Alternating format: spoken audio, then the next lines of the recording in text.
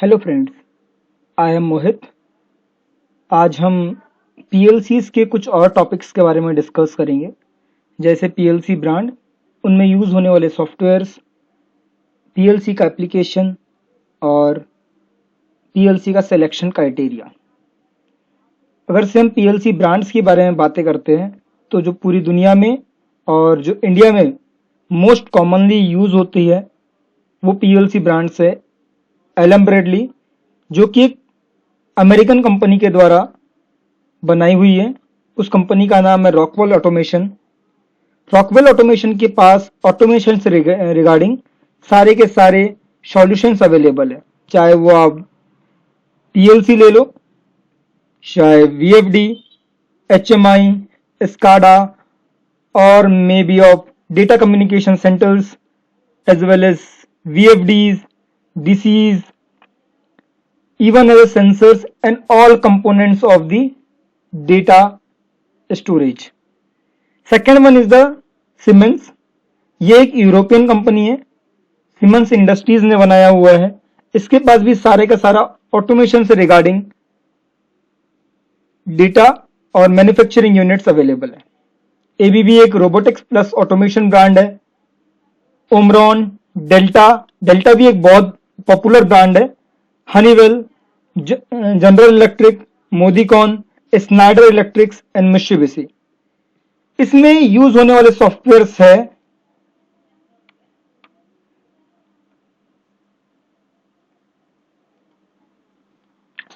LM Bradley के लिए अगर हम लोग यूज करते हैं तो रॉकवेल सॉफ्टवेयर है जिसका नाम है आरएस लॉजिक्स 500। अगर से हम ओमरॉन की बात करते हैं तो शायविन, सीमेंस के लिए सिमेटिक मैनेजर, इसमें 500 भी आता है, माइक्रोलॉजी भी आता है। और डेल्टा में आईएसपी सॉफ्ट और डब्ल्यूपीएल सॉफ्ट। मित्सुबिशी के लिए कोडेसिस। ये पॉपुलरली यूज होने वाले सॉफ्टवेयर है। हर एक पीएलसी का अपना एक पर्टिकुलर सॉफ्टवेयर है और हर सॉफ्टवेयर दूसरी पीएलसी के सॉफ्टवेयर से अलग है, पर बेसिक डिफरेंस होता है सिर्फ एड्रेसिंग में, स्ट्रक्चर्स में, सिंटेक्स में, बट लॉजिक रिमेन कांस्टेंट। तो हम इस पूरे ट्रेनिंग सेशन के अंदर में सिर्फ लॉजिक बनाना सीखेंगे कि लॉजिक कैसे बनेगा और पीएलसी के हर दूसरी पीएलसी में डिफरेंस क्या होगा। तो हम लोग धीरे धीरे देखेंगे। हम सीमेंस से स्टार्ट करेंगे, then Allen Bradley, then Delta, then Mitsubishi. ये सारी की सारी पीएलसी हम लोग पढ़ेंगे लाइन बाय लाइन। अगर से हम इनके एरिया ऑफ एप्लीकेशंस की बात करते हैं पीएलसीज की, तो पहले तो मैन्युफैक्चरिंग एंड मशीनिंग यूनिट्स में यूज होता है।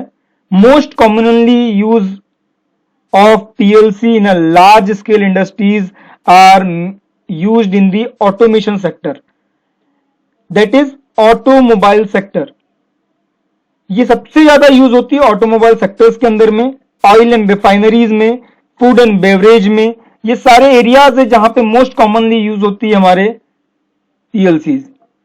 मेटल सेक्टर्स के अंदर में, पावर सेक्टर के अंदर में, माइनिंग में, पेट्रोकेमिकल्स में, केमिकल इंडस्ट्रीज में ये सबसे ज्यादा यूज होने वाला प्रोडक्ट है, क्योंकि आज जो ऑटोमेशन है वो सारा का सारा पीएलसी बेस्ड ऑटोमेशन है। अगर से मैं सिलेक्शन क्राइटेरिया की बात करता हूं पीएलसीज की, तो सबसे पहला और मेन सिलेक्शन क्राइटेरिया है number of logic input and output. हमारा टाइप से डिफाइन किया हुआ है। हमारे 5 टाइप के पीएलसीज होते हैं depending upon the input and output: micro, nano, medium, large and very large. इस क्लासिफिकेशंस के हिसाब से हम डिफाइन करते हैं कि हमको कितने आईओ पोर्ट्स की रिक्वायरमेंट है। उस हिसाब से हम पीएलसी का चयन करते हैं, हम लोग पीएलसी सिलेक्ट करते हैं। दूसरा है मेमोरी। अगर से हमको किसी एक छोटा सा स्टार डेल्टा स्टार्टर बनाना है, कोई छोटी इंडस्ट्रीज के लिए एक छोटा सा लैडर बनाना है, तो वहां पे पीएलसी की मेमोरी की साइज भी डिपेंड करता है। अगर से हमको बड़ा प्रोग्राम बनाना है तो बड़ी मेमोरी लगेगी, छोटा प्रोग्राम बनाना है तो छोटी मेमोरी लगेगी। तो ये भी एक सिलेक्शन क्राइटेरिया के अंदर में आता है कि हम मेमोरी साइज कितना लेते हैं, क्योंकि जब हमको लॉजिक बनाना होता है तो कभी कभी हमको मेमोरी बिट्स की जरूरत पड़ती है। और बहुत कॉम्प्लिकेटेड सिस्टम्स के अंदर में मेमोरी बीट्स का बहुत बड़ा रोल होता है।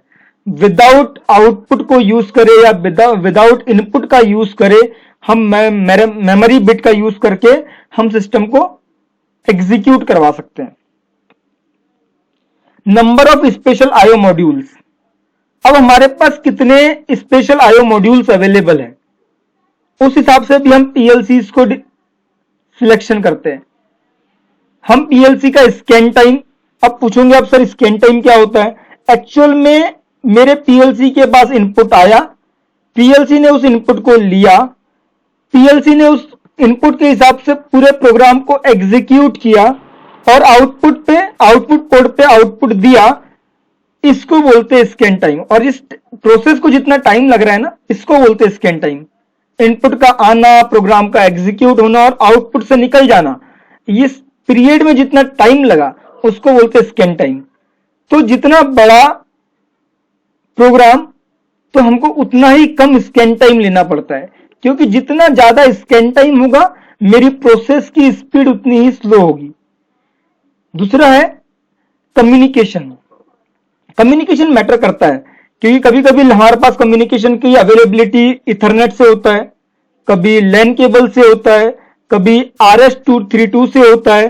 तो हम depending upon the communication port और कम्युनिकेशन फैसिलिटी हमको पीएलसी को सिलेक्ट करना पड़ता है। अगर से मान लो मेरे पास पुराना सेटअप लगा हुआ है, मेरे अचानक से पीएलसी खराब हो गई और मेरे को सिर्फ पीएलसी लेना है। जब नया सिस्टम लेना है तो ठीक है कि मैं नए सिस्टम के हिसाब से कोई भी उठा सकता हूं, पर मेरे पास पुराना इक्विपमेंट अवेलेबल है और उस हिसाब से पीएलसी लेना है, तब वो सारे कंसिडरेशन हमको माइंड में रखने पड़ेंगे जो हमारे पास पहले से अवेलेबल है।